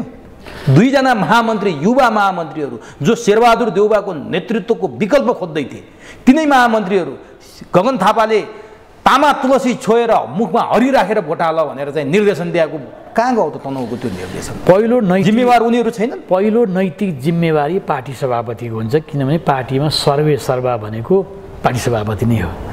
पार्टी जतिसुकै सिङ्गो केन्द्रीय कार्य समिति निर्वाचित भएर आए पनि बहुमत सभापतिको छ। सभापतिको इच्छा विपरीत काङ्ग्रेसमा त्यहाँ पत्ता हल्लिँदैन। इतिहासले त्यही देखाउँछ। सभापति सर्वेसर्वा हो। सभापतिले नचाहेको कुरा केन्द्रीय समितिबाट पासै हुँदैन, होइन? महामन्त्री 2टा महामन्त्री हुनुहुन्छ, प्रभावशाली व्यक्तित्व उहाँहरूको छ। महाधिवेशनमा त्यत्रो मत ल्याएर गर्नुभएको छ, होइन? त्यसै गरी शेखर कोइराला एउटा महामन्त्री त उहाँकै लाइनबाट आउनुभयो। सभापति शेखर कोइरालाको समूहबाट नै उठेर जितेको महामन्त्री हुनुहुन्छ। उहाँहरूले नेपाली कङ्ग्रेसको 14औं महाधिवेशनपछि केन्द्रीय कार्य समितिको बैठकमा जुन किसिमको प्रभाव र दबाव विगतमा हुन्थ्यो, पार्टीभित्र पनि एउटा अपोजिसनको रोल त त्यहाँ रहन्छ नि, त्यो सशक्त रूपमा त्यो रोल प्ले गर्न पार्टीको नीतिहरूको विषयमा, पार्टीको प्रोग्रामिङको विषयमा, पार्टीलाई कसरी अब अगाडि लिएर जाने विषयमा, चुस्त बनाउने विषयमा, पार्टीमा न्याय गर्ने विषयमा, कार्यकर्ताहरूलाई न्याय गर्ने विषयमा, सबैलाई योग्यता अनुसार, होइन, केन्द्रीय समितिको विस्तार अथवा विभागहरूको गठन र विस्तार, यी सबै कुराहरूमा उहाँहरूको कुनै पनि त भूमिका उहाँहरूको पनि देखिएन भने अहिलेको निर्वाचनमा रहेन भनेर भन्नु के आश्चर्य कुरो भएन। बाहिर मिडियामा गएर आफ्नो ओरेटरसिपले, भाषण कलाले प्रभाव पार्नु, ताली खानु एउटा हो। सँगसँगमा पार्टीको लिडरसिपमा पुगेर लिडरसिप सफल लिडर बन्नु र काङ्ग्रेसलाई देशको आवश्यकता र प्रजातान्त्रिक मूल्य र मान्यता अनुसार त्यो हिजो इतिहासको त्यो गौरवशाली स्थानमा काङ्ग्रेसलाई पुर्याउनको लागि उहाँको रोल क्षमता देखिएन। त्यो क्षमता त्यो क्यापासिटी उहाँहरूले देखाउन सक्नु भएको छैन अहिलेसम्म। को पुस्ताले त सकेन, यहाँले भनिसक्नुभयो, देउबाको त्यो समकालीनहरूले सकेन। अब गगन र विश्वले पनि नसकेपछि को त काङ्ग्रेसमा अब होइन सक्ने भनेको एउटा पर्सनल क्यापासिटीबाट हुन्छ उमेशजी, होइन? पर्सनल क्यापासिटीले तपाईँ आफ्नो योग्यता सो गर्न त सक्छ, तर सिङ्गो कार्य समितिको तपाईँले विश्वास लिन पनि सक्नु पर्यो। काङ्ग्रेस बिग्रेको केवल लिडरसिपले मात्र काङ्ग्रेस बिग्रेको अहिले चाहिँ नीति र नेतृत्व दुइटै खराब। बिपी कोइरालाले नेपालको राष्ट्रिय राजनीतिको सन्दर्भ दिएको राष्ट्रिय एकता र मेलमिलापको नीति को विषयमा पार्टीभित्र कहिले पनि ओपन बहस र छलफल भएकै छैन। नेपाली कङ्ग्रेसले कुनै पनि महासमिति र महाधिवेशनको बैठकहरूमा हाम्रा परम्परागत फाउन्डिङ प्रिन्सिपलहरूमाथि अब हाम्रो सान्दर्भिकता छैन। बिपी कोइराला राष्ट्रिय एकता र मेलमिलाप, त्यसै गरी बिपीले नेपालको समाजवादी आन्दोलनको विषयमा दिनुभएको विचार, त्यसै गरी चाहिँ तपाईँको चाहिँ नि प्रजातान्त्रिक मूल्य र मान्यतामाथि नेपालको कन्टेस्टमा बिपीले दिनुभएको बाटो भनेको समग्र बाटो भनेको त्यो राष्ट्रिय एकता र मेलमिलापको नीति थियो। त्यो नीतिभित्र नै सबै कुरालाई हामी परिभाषित गर्न सक्छौँ। समग्रमा त्यसलाई हामीले बिपीवाद भनेर पनि परिभाषित व्याख्या गर्ने गरेका छौँ। यहाँ त आफ्नो अनुकूलमा आफ्नो स्वार्थमा बिपीलाई जसले पनि जे गरेर व्याख्या गरिदिएछ। बिपीले जे भन्नुभयो त्यही कुरामा टेकेर गर्ने हो नि, तपाईँले मनगणन्तै तरले गर्नु त भएन। त्यसैले पार्टीले जबसम्म आफ्नो वैचारिक किता क्लियर गर्दैन, काङ्ग्रेस भनेपछि के हो त? कागती भन्ने बित्तिकै अमिलो हुन्छ, सुन्तला गुलियो हुन्छ भनेको जस्तै काङ्ग्रेस भनेको त्यसका फाउन्डिङ प्रिन्सिपल र त्यो प्रिन्सिपलमा टेकेर बिपी गणेशमान सिंहहरूले सिञ्चन गरेको, कृष्णप्रसाद भट्टराईले सिञ्चन गरेको त्यो पार्टी हो, त्यो वैचारिक धरातल हो। त्यसमा टेकेर हामी अगाडि बढ्ने। हामी अहिले चाहिँ बिपीवादमा भएको काङ्ग्रेस अहिले यो शान्ति प्रक्रिया र संविधान सभाको निर्वाचन हुँदै संविधान जारी गर्दासम्म त्यो काङ्ग्रेस चाहिँ नि जिपीवादमा गयो। त्यो जिपीवादले काङ्ग्रेसलाई डुबायो। त्यसमा त्यो डुबेको काङ्ग्रेसलाई उतार्ने हो भने काङ्ग्रेसलाई अझै पनि अब त्यो जिपीवाद हुँदै काङ्ग्रेस त प्रचण्डवादमा पो छ त। आज कहाँ जिपीवादको कुरा गर्नु? जिपीवादबाट प्रचण्डवाद, जिपीवाद भन्नु र प्रचण्डवाद भन्नुमा खासै भिन्नता छैन, होइन? संविधानका मूलभूत विषयहरूमा जुन किसिमका मुद्दाहरू अँगालिए, ती अँगालिएका मुद्दाहरू त हिजो माओवादीले भन्दै गरेका, माओवादीले इस्ट्याब्लिस गर्यो संविधान सभालाई, हामीले लतारेर त्यसलाई स्वीकार्यौँ भनेपछि हामीले स्वीकारेपछि त अब त्यो माओवादी विचारधारा हामी नै वामपन्थी भाषमा फस्यौँ। नेपाली काङ्ग्रेस वामपन्थी भाषमा फस्यो। त्यसमा फस्यो कारणले अब अहिले चाहिँ काङ्ग्रेस, नेकपा माओवादी, नेकपा एमाले र काङ्ग्रेसले लिएको विचारमा कुनै कुनै भिन्नतै छैन। त्यो भिन्नता नभएपछि काङ्ग्रेसलाई आम मतदाताले किन भोट दिने? काङ्ग्रेस त हिजो चाहिँ तपाईँ काङ्ग्रेस त एउटा चाहिँ राष्ट्रवादी शक्ति हो। काङ्ग्रेसले संवैधानिक राजतन्त्रलाई पनि स्वीकार गर्दछ। काङ्ग्रेस एउटा मध्यमार्गी दल हो भनेर नै आम मतदाताले काङ्ग्रेसलाई भोट दिएका थिए। अब सबै मुद्दा तपाईँले माओवादीका बोकिसकेपछि, सबै मुद्दा कम्युनिस्टका बोकिसकेपछि तपाईँलाई भोट दिइरहनु पर्छ। तपाईँलाई भोट दिनु नपर्ने। प्रचण्डलाई दियो, त्यसैले पहिलो संविधान सभामा बहुमत दियो, होइन? अब हामीले दोस्रो संविधान सभामा जोडबल गरेर उनीहरू फुटिया कारणले पनि, होइन, कम्युनिस्ट पार्टी फुटिया कारणले पनि हामी लार्जेस्ट पार्टी त बन्यौँ। संविधान पनि हामीले जारी गर्न सक्यौँ होला। त्यस पछाडि भएको चुनावमा अनि हकीकत के हो त? फेरि हामी चाहिँ लज्जास्पद पराजय। पनि त्यसै काङ्ग्रेसमा नीति र नेतृत्व दुइटै परिवर्तन भएन भने यो काङ्ग्रेसको नेपालको राष्ट्रिय राजनीतिबाट रिलेभेन्सी सकिन्छ। यसै गरी नयाँ नयाँ वैकल्पिक शक्तिहरू जन्मिन्छन्। अब जस्तो यो वैकल्पिक शक्तिको सिद्धान्त, वैकल्पिक शक्तिको त्यो सबै कुरा हेर्दा काङ्ग्रेससँग मिल्दोजुल्दो छ। यहाँले अघि पनि भन्नुभयो। अब काङ्ग्रेसले त्यो ठाउँ छोड्यो। काङ्ग्रेस माओवादीमय प्रचण्डीकरण, प्रचण्डवादमा, कम्युनिस्टको भाषमा गइसक्यो। अब काङ्ग्रेसको जे आइडियोलोजी थियो अथवा काङ्ग्रेसले जुन प्लेटफर्म प्राप्त गरेर खेलिरहेको थियो, त्यहाँ राष्ट्रिय स्वतन्त्र पार्टी आएर काङ्ग्रेसको अस्तित्व नै समाप्त हुने सम्भावना कति देख्नुहुन्छ यहाँले?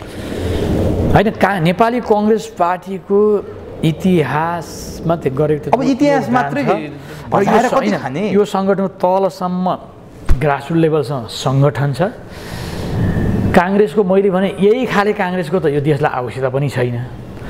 यही खाले काङ्ग्रेस चाहिँ त यसको विकल्प अरू शक्ति छँदैछन्। काङ्ग्रेसले जबसम्म आफ्नो वैचारिक धरातललाई स्पष्ट पार्दैन, काङ्ग्रेसले बिपी पथमा काङ्ग्रेस जाँदैन, कृष्णप्रसाद भट्टराई र गणेशमान सिंह हिँडेको बाटोमा काङ्ग्रेस त्यसलाई यसरी भन्न सकिन्छ त्यो काङ्ग्रेसको संवैधानिक राज संस्था सहितको बहुदलीय प्रजातन्त्रमा काङ्ग्रेस नफर्केसम्म काङ्ग्रेसको उदोगति निरन्तर रहिरहन्छ। मुख नचपाएर, जिब्रो नचपाएर, ढुङ्ग्रो नलुकाएर मोही माग्नुहोस् त यहाँले। नेपाली राष्ट्रिय राजनीतिमा हामीले चाहिँ तपाईँको चाहिँ हिजोदेखि भन्दै आएको बिपीवाद, बिपीको चिन्तन भनेको नै मैले बरोबर तपाईँले भनिरहेको छु, मैले पार्टीको फाउन्डिङ प्रिन्सिपल भनिरहेको छु, बिपीको विचार जनताले बुझ्ने गरी भनिदिनुहोस् न। सुरो कुरो त त्यही हो नि, हामी चाहिँ संवैधानिक राज संस्था बहुदलीय प्रजातन्त्र ठिक छ। नेपाली जनता संवैधानिक राजतन्त्रको पक्षमा छैनन् भने पनि त जनताले त्यसको मत जाहेर गर्ने अवसर पाउनु पऱ्यो नि त। जनमतसँग पनि तपाईँ नगर्ने षड्यन्त्रमा, तपाईँले त षड्यन्त्रको तहमा राज संस्था फाल्नु भएको छ। महाराज संसद पुनर्बहाली 62-63 को आन्दोलनको माग के हो प्रमुख? विघटित भएको 56 सालमा गठित भएको संविधान के अरे संसदलाई त्यो संसद त विघटन गरेको त महाराजले त होइन। यही अहिले मेरो वर्तमान सभापति शेरबहादुर देउवाले एकदम सुनको किस्तीमा राखेर चाहिँ ज्ञानेन्द्रको चरण कमलमा बुझाएको कि महाराज यो संसद यो विघटन गरिबक्सियोस् भनेर राजाले त मन्त्री परिषद निर्णय नगरिकन त विघटन गरेनन्। त्यो विघटित गरेको संसदको पुनर्बहाली पहिलो माग थियो। माग कोसँग गरेका थियो? महाराज ज्ञानेन्द्रसँग। वैशाख 11 गते महाराजको हुकुमबाट तपाईँ संसद पुनर्बहाली गर्ने, पुनर्बहाली भइसके त्यही महाराजको हुकुमबाट तपाईँ चाहिँ शपथ खाने, मन्त्रीहरूले शपथ खाने, प्रधानमन्त्री शपथ खाने, अनि त्यही मन्त्री परिषदले राजा फाल्ने उद्योग गर्ने मिल्छ? हिम्मत भए खुलेर कि आन्दोलन गरेर क्रान्ति गरेर जरुकिलो उखाल्नुहोस्, त्यो नसक्ने। अनि विदेशी शक्तिसँग मिलेर साँठगाँठ गरेर तपाईँले अनिखेरि राज संस्थालाई चाहिँ नि यहाँबाट हटाएको हो कि होइन? राज संस्थालाई नेपाली जनताले क्रान्ति गरेर फालेको हो। षड्यन्त्रको तहमा राज संस्था गयो। त्यसमा महाराज ज्ञानेन्द्रले समयअनुसारको हिँड्न नसक्नु, सत्ता लिइसकेपछि सबै राजनीतिक दललाई पेलेर फेरि महेन्द्रको शैलीमा म जान्छु भनेर त्यो खोज्नु महाराज धिराजको त्यो गल्ती हुँदै हो। त्यो म महाराज धिराज के अगाडि पनि म यो भन्न सक्छु भने पनि छु। तर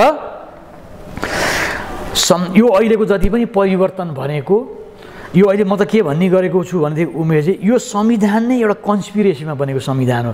हेर्दा तपाईँलाई लाग्न सक्छ त्यत्रो जनताले भोट हालेर चाहिँ तपाईँको चाहिँ 240 जनाको चाहिँ प्रत्यक्ष सांसद, त्यसपछि फेरि अर्को गरेर त्यत्रो चाहिँ समानुपातिको संसद गरेर 601 जनाको चाहिँ संविधान सभाको चाहिँ बहुमतले होइन बनाएको संविधान भनेर भन्न सक्नुहुन्छ नि।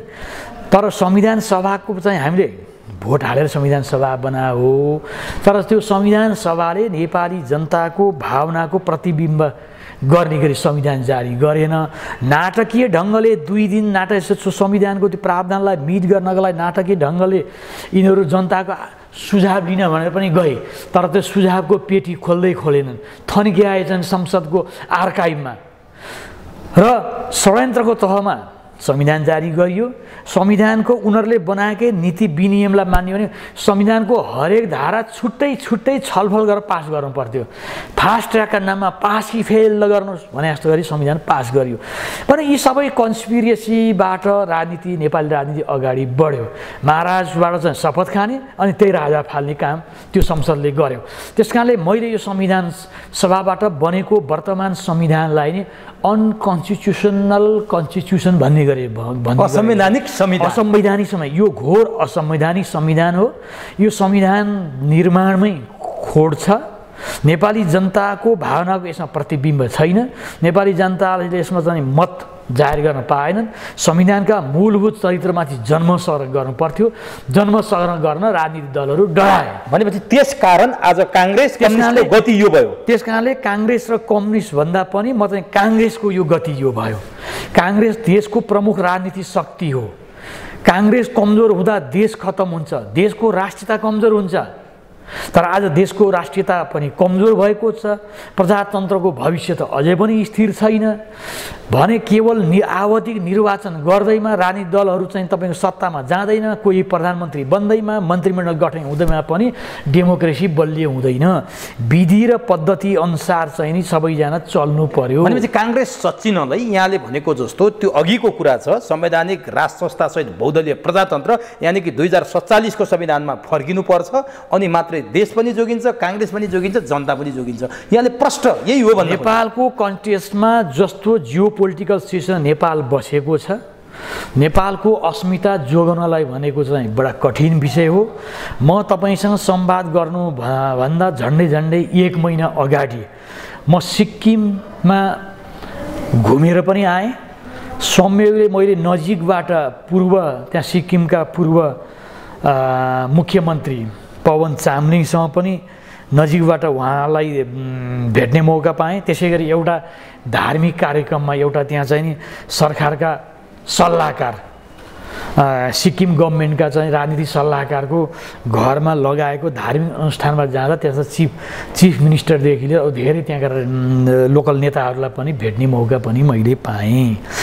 मैले त्यहाँका म चाहे त्यो ट्याक्सी चढाउने त्यहाँका चाहिँ सिक्किमका जनताहरूको, त्यहाँका प्रोफेसरहरू, त्यहाँका चाहिँ अनि विभिन्न मान्छेहरूलाई पनि कसरी सिक्किम भारतमा विलय भयो भने भन्दाखेरि चाहिँ नि त्यो आम नेपाली मूलका बहुमत नेपाली मूलका मानिसहरू नै सिक्किममा बसोबास गर्छन्। लेप्चा जातिहरूले चाहिँ त्यहाँ शासन गरेका छ, राजा रुलिङ क्लास त लेप्चा जाति छ, बहुमत नेपाली मूल छ, तर त बहुमतलाई अल्पमतले दबाएर राखेको छ। त्यो स्थितिमा के हो भनेदेखि चाहिँ अब भारतले त्यहाँ खेलेको छ, संविधान सभा चुनाव गराइयो, सबै कुरो बहुमतकै आधारमा सिक्किम भारतमा विलय भयो हैन। अहिले पनि त्यहाँ आम नेपालीहरू मैले सिक्किम भारतमा विलय भयो भन्ने विषयमा कुनै त्यो तिक्तता, हाम्रो भारतमा विलय भएर दुखित भएको मैले मान्छे पाइनँ। केन्द्रीय गभर्मेन्टको त्यहाँ ठुलो लगानी छ, शान्ति दार्जिलिङमा भन्दा त्यहाँ शान्ति र विकास छ हैन। दार्जिलिङले बरु चाहिँ नेपाली भाषीको बाहुल्यता भए तापनि पश्चिम बङ्गालको डोमिनेसन छ, पश्चिम बङ्गाल अन्तर्गत भयो दार्जिलिङ। सिक्किम त सानो छुट्टै राज्य छ, तर कसरी सिक्किम चाहिँ नि एउटा स्वतन्त्र देश भारतमा विलय भयो। यदि हामीले अहिले पनि त्यो किसिमको राजनीति गरेनौँ भने आम नेपालीहरूमा कता कता त्यो किसिमको बिजारोपण हुँदैन भन्न सकिँदैन। सिक्किमको हिजोको चाहिँ 72 भन्दा अगाडिको जुन चाहिँ सिक्किमेली जनतामा आएको त्यो भावनामाथि खेल्यो दिल्लीले र सिक्किम भारतमा विलय भयो। अहिले नेपाली राजनीतिज्ञहरूले परिपक्वसँग राजनीति गरेनन् भने बिपी कोइरालाले त्यसै सबभन्दा यो देशमा सताइएको राज संस्थाबाट दपेटिएको बहुमतको सरकार थियो, 2/3 मेजोरिटीको सरकार थियो, राम्रो काम गरेको थियो, इन्टरनेसनल लेभलमा राम्रो रिकग्निसन थियो, बिपीको व्यक्तित्व थियो, अहिलेका जस्तो चाहिँ यस्तो भ्रष्टाचार कुशासन थिएन। त्यो अवस्थामा त राजा महेन्द्रले कु गरे, बिपीलाई जेलमा हाले। त्यति गर्दा पनि बिपीले नेसन फर्स्ट पहिलो देश हो भनी सिद्धान्तमा यो देशबाट राज संस्था फाल्न हुँदैन। नेपाल बचाउनका लागि राज संस्था चाहिन्छ, जुन किसिमको त्यही राष्ट्रिय एकता र मेलमिलाप नीतिको छु। प्रजातन्त्रका सवालमा राज संस्थासँग पनि लड्ने, राष्ट्रियताको सवालमा राज संस्थासँग मिलेर जाने। अहिले त हामी त केवल सत्ता भएपछि प्रधानमन्त्री खान पाए भयो, मन्त्री खान पाए भयो, यहाँ मन्त्री र प्रधानमन्त्री पाए देशै बेतलान् भने जस्ता किसिमका राजनीतिक दलहरू के गर्नु पर्यो त काङ्ग्रेसको नेतृत्वले? अब यदि साँच्चीकै काङ्ग्रेस जोगाउने हो भने काङ्ग्रेसलाई अब ओभर व्हेलिङ सर्भिसिङ आवश्यकता छ वैचारिक दृष्टिकोणले।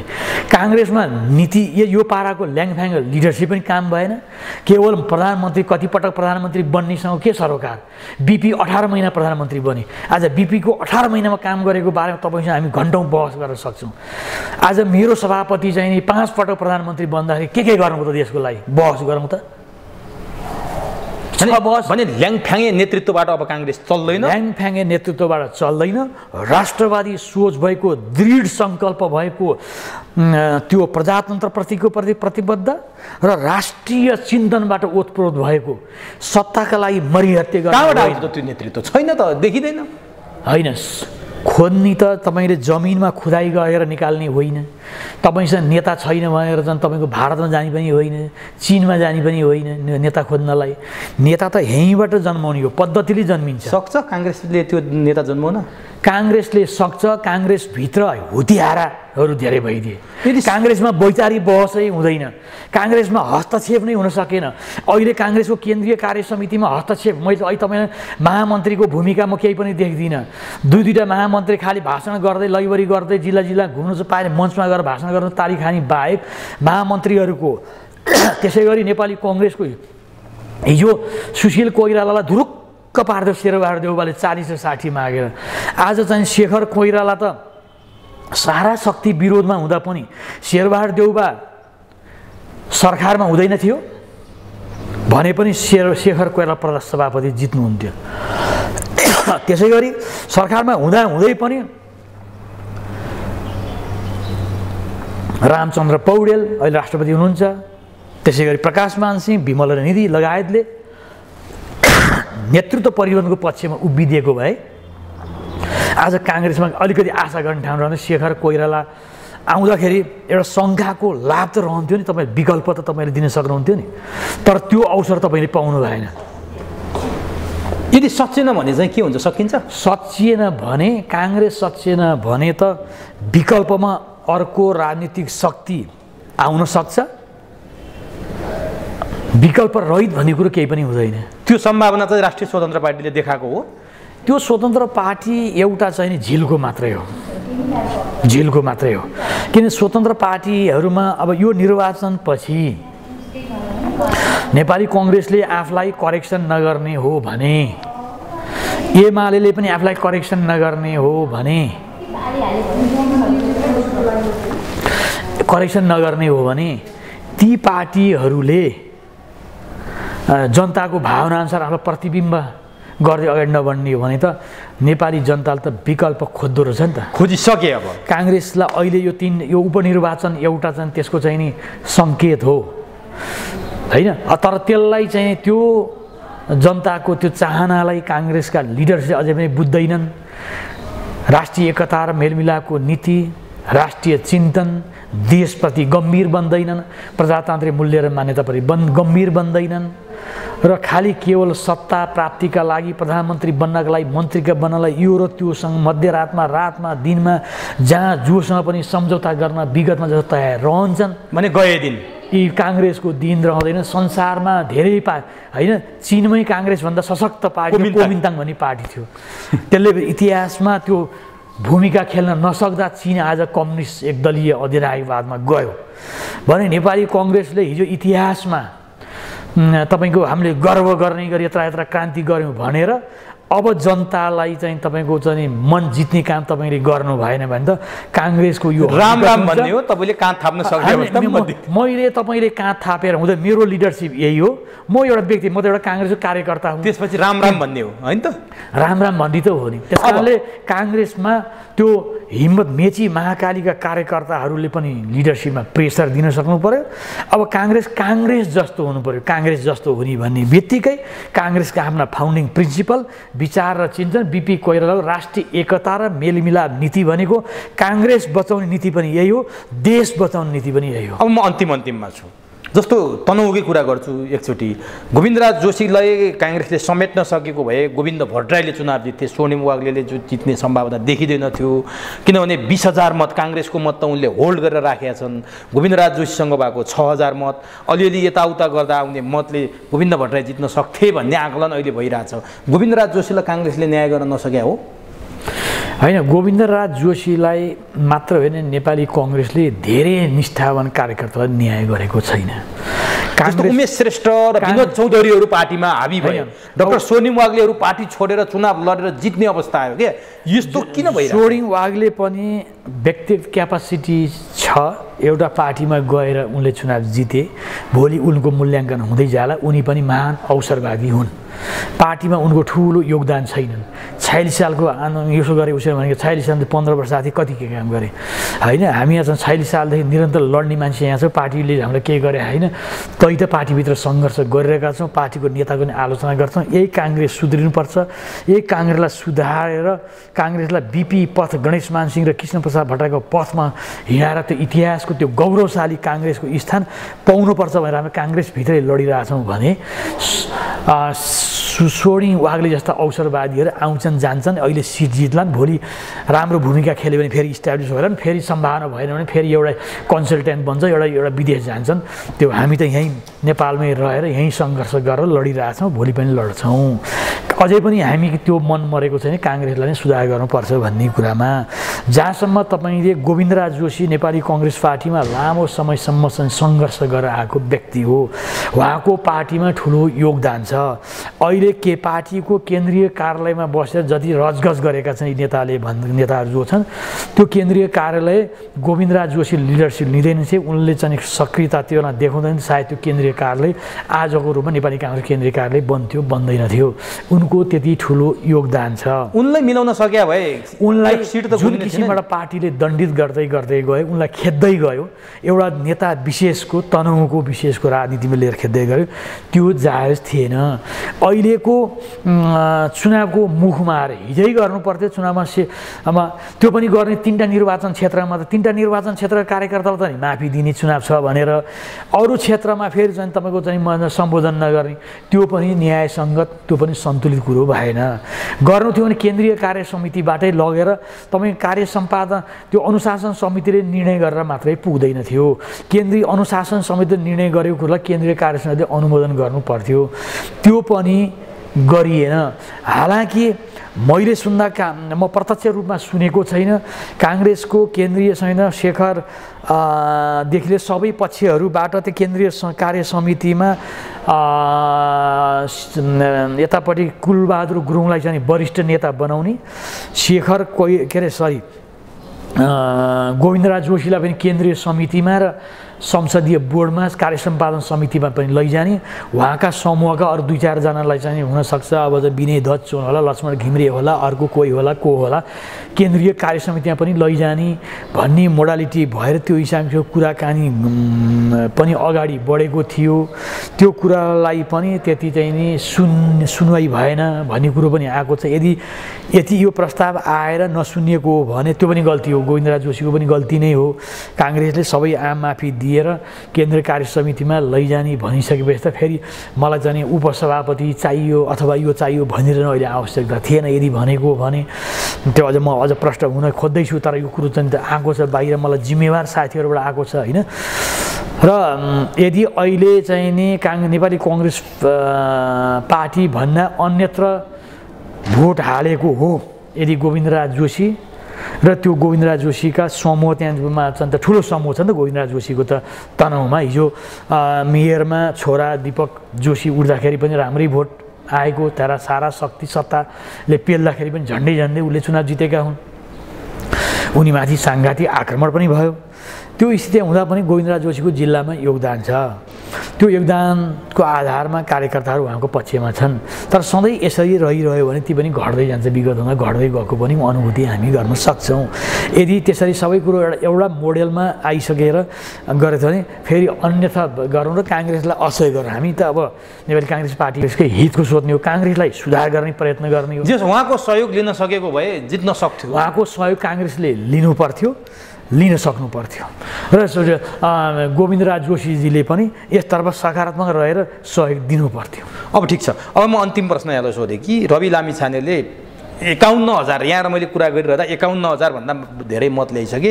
त्यो अन्तरको कुरा गर्ने हो भने झन्डै तपाईँको 40,000 45,000 भन्दा बढीको अन्तर छ। त्यो अन्तरले उनी यसपालि चुनाव जित्दैछन्। उनले चितवनबाट प्रष्ट सङ्केत दिए अब गठबन्धनलाई समर्थन दिन सकिँदैन। अब गठबन्धनलाई समर्थन नदिएपछि के देश अब मध्यावधिमा जाने हो? प्रचण्ड सरकार टिक्ने सम्भावना त रहेन। अब के हुन्छ? अब यो गठबन्धनमा के रवि लामिछानेले विश्वासको मत झिक्ने बित्तिकै के सरकार अल्पमतमा पर्दैन, तर प्रचण्डले त विश्वासको मत लिनुपर्छ। त्यति बेला उनले विश्वासको मत जोगाउन सकेनन् भने अटोमेटिक काङ्ग्रेसको सरकार बन्छ ठुलो दलको हिसाबले। त्यति बेला के हुन्छ? काङ्ग्रेसले विश्वासको मत पाएन भने त देश गयो त मध्यावधिमा। होइन, काङ्ग्रेस सहितका दलले विश्वासको मत दिएन भने लार्जेस्ट पार्टीका हिसाबले काङ्ग्रेसको सरकार बन्छ। संविधान त शेरबहादुर देउवाको लिडरसिपमा सरकार बन्छ होइन। त्यो सरकार राजनीतिमा राजनीति भनेकै सम्भावना र असम्भावना बिचको खेल हो। राजनीतिमा तपाईँले असम्भव देखिएको पनि सम्भव हुन्छ। विश्वासको मत पाउन सकेनन् भने मध्यावधिमा जान्छ, मध्यावधिमा गए राष्ट्रिय स्वतन्त्र पार्टी ठुलो पार्टी बनेर आउँछ। तपाईँहरू त सब बढारिनुहुन्छ होइन। अब यति 3टा चुनावले एउटा घन्टी बजायो होइन राजनीतिक दलहरूले खेल्ने भूमिकामाथि धेरै कुरा पर निर्भर छ। यति सजिलै तपाईँले भनेअनुसार सोझै निर्वाचनमा गइहाल्लान् भने ठुला दल के काङ्ग्रेस र एमाले मिल्ने सम्भावना छ? काङ्ग्रेस र एमाले मिल्ने सम्भावना पनि म देख्छु, असम्भव छैन। त्यसले निकास दिन्छ किन? सबैको स्वार्थ छ नि त। यो घन्टी त सबैको लागि बजायो, के शेरबहादुरलाई मात्रै होइन। यो अहिले ठुला प्रचण्ड देउवा ओलीकै कानमा मर्ने गरी सबैका लागि बजायो। र एउटा स्वर्णिम वाग्ले र रवि लामिछानेले चुनाव जित्दैमा अब आमूल परिवर्तन र सुधार भइहाल्छ भनेर हामी अहिले चाहिँ अपेक्षा गर्न सक्दैनौँ। रवि लामिछाने थोरै समयमा बसेर सत्तामा खेलेको भूमिका पनि मान्छेले देखिसकेकै छन्। अहिले त हेर्नु, जित्न त मैले अघि नै पनि नानी मैयाले पनि जितेका थिए, पद्मरत्न तुलाधरले ओभरवेल्मिङले भोट जितेको थियो होइन। त्यो काठमाडौँमा त्यो हुन्छ होइन। विरोधका बावजुद हरिबोल भट्टराईले प्रधान पञ्च जितेका थियो पञ्चायत कालमा, एन्टी पञ्चायती मुभमेन्टबाट। त्यसमा अहिले यति आउँदैमा अब उनीहरूको पार्टी नै अब यो देशको सर्वेसर्वा हो भन्नलाई संसद जोगाउनलाई काङ्ग्रेस एमाले एक ठाउँमा आउँछन् कि आउँदैन? एउटा डेमोक्रेटिक पार्टीको रूपमा उनीहरूले जितेर डेमोक्रेटिक पार्टीको रूपमा आफूलाई उभारेर अगाडि लाँदै गरे भने उनीहरूले खेल्ने भूमिकाले एउटा सम्भावना डेमोक्रेसीलाई राम्रो हो। म उहाँहरूको सबै कुराको आलोचना गर्न पनि जरुरी छ। मैले भन्न खोजेँ काङ्ग्रेस एमाले एक ठाउँमा आएर संसद जोगाउने सम्भावना कति छ? त्यो होइन, दुईटा पार्टीको स्वार्थ त्यो अहिले संसद तुरुन्त तत्काल चुनावमा जाँदाखेरि त सबभन्दा बढी घाटा कसलाई हुन्छ? काङ्ग्रेस र एमालेलाई हुन्छ। भनिसकेपछि आफ्नो स्वार्थमा को मिलाइहाल्दैन भने त्यो असम्भव। राजनीतिमा यी मिल्दैनन् भन्न सकिँदै सकेन। काङ्ग्रेस एमाले माओवादी सबै तिनै ठाउँमा आएर मिल्न पनि सक्छन्, त्यो सम्भावना छ। त्यो सम्भावना देख्छु। अब घन्टी पार्टीप्रतिको आकर्षण छ नि, यसले गर्दा काङ्ग्रेस र एमालेमा ठुलै भूकम्प जाने ठुल्ठुला नेताहरू नै राष्ट्रिय स्वतन्त्र पार्टीमा जाने तयारीमा छन्। काङ्ग्रेस एमाले माओवादीमा ठुलै भुइँचालो जाँदैछ भन्छन्। त्यसो भयो भने त स्थिति त खतरा देखिने भयो। मैले चाहिँ नि अब त्यो भूकम्प कत्रो जाला नजाला यो नेपाली कङ्ग्रेस र एमाले लिने नीति र यिनीहरूले गर्ने व्यवहार र निर्णयले भर पर्छ। यदि लिन सकेनन् भने त्यो बेहोर्न यिनीहरू तयार छन्। यदि लिन सकेन, समयको पदचापलाई बुझ्न सकेनन्, त्यसलाई बुझेर आफू सच्चिन तयार भने त सिद्धिने नै भयङ्कर पहिरो जाने सम्भावना पहिरो जान्छ। हस्, यो महत्त्वपूर्ण समय र संवादका लागि यहाँलाई हार्दिक धन्यवाद। धन्यवाद। यहाँले पनि समसामयिक राष्ट्रिय राजनीतिका विषयमा मेरो विचार अभिव्यक्ति गर्ने अवसर दिनुभयो। लोकप्रिय अनलाइन टेलिभिजन च्यानल चुरोकुरो सहित उमेशजी र यहाँको टिमलाई मेरो तर्फबाट हार्दिक बधाई, धन्यवाद। तपाईँको च्यानल अझ अगाडि बढोस्, मेरो विचार अभिव्यक्ति गर्ने अवसर दिनुभयो। धन्यवाद। जय नेपाल। हस्।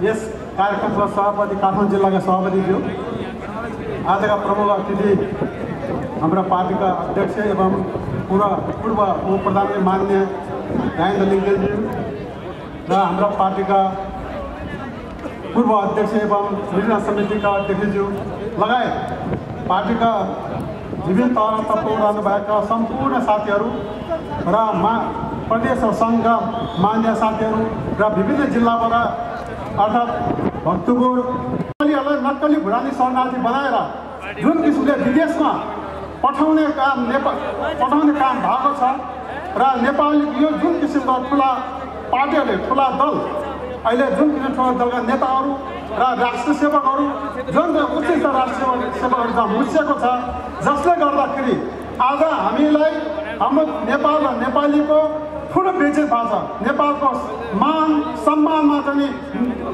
यसलाई ठुलो क्षति भएको छ। त्यस कारणले गर्दाखेरि राष्ट्रिय प्रजातन्त्र पार्टीले यो विषयमा एकदम चर्को रूपमा आवाज उठाइरहेको छ। त्यही सिलसिलामा अहिले तपाईँहरूलाई भन्नुपर्दा अस्ति मात्रै राष्ट्रिय प्रजातन्त्र पार्टीको तर्फबाट हरेक जिल्लामा 17 जिल्लामा शिविरलाई ज्ञापन पत्र दिने काम भइसकेको छ। त्यसै दिनबाट हामीले अध्यक्षको केन्द्रीय अध्यक्षको नेतृत्वमा प्रधानमन्त्रीलाई गएर हामीले ज्ञापन पत्र दिइसकेको छ। त्यति मात्र होइन, फागुन 4 गते अस्ति गत मङ्सिर 7 गतेको चाहिँ निर्वाचनपछि दुईपल्ट चाहिँ संसद बस्यो, सेसन भइसकेको छ। त्यो सेसनमा पहिलोचोटि राष्ट्रिय प्रजातन्त्र पार्टीले भ्रष्टाचारको विरुद्धमा बोल्न पाउनुपर्छ भनेर चाहिँ हाउसमा चाहिँ हामीले कराउँदाखेरि त्यहाँ चाहिँ सभामुखलाई बोल्ने थिएन। त्यसपछि हाम्रो अध्यक्षको नेतृत्वमा हामीले त्यहाँ हाउसलाई भुइँ फेर्ने काम गरियो र पहिलोचोटि राष्ट्रिय प्रजातन्त्र पार्टीले यो चाहिँ निर्वाचनपछि पहिलोचोटि हाम्रो पार्टीले चाहिँ हाउस बन्द गरेको, हाउसलाई चाहिँ अवरोध खडा गरेर हाउस बन्द गर्ने काम गर्यो हामीले। त्यस कारणले यस्तै सिलसिलामा अहिले हरेक जिल्लामा हामी सदन पनि तताउँछौँ र जुन किसिमको चाहिँ हाम्रो चाहिँ सडक पनि तताउँछौँ।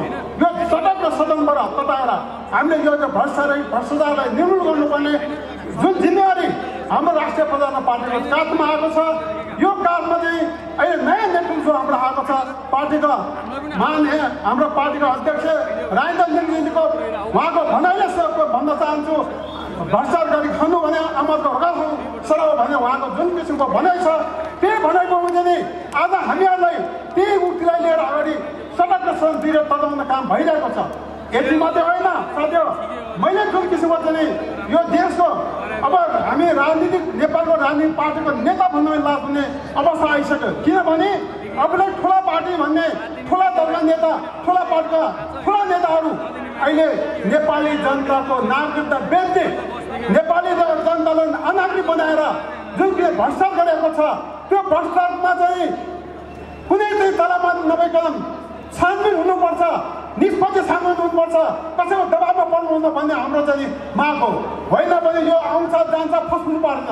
त्यस कारण यसमा तपाईँको ठुलो चाहिँ सहयोग अफिसर पार्टीको सडक र सडक दिनेबाट चाहिँ गर्नुपर्ने जरुरी छ।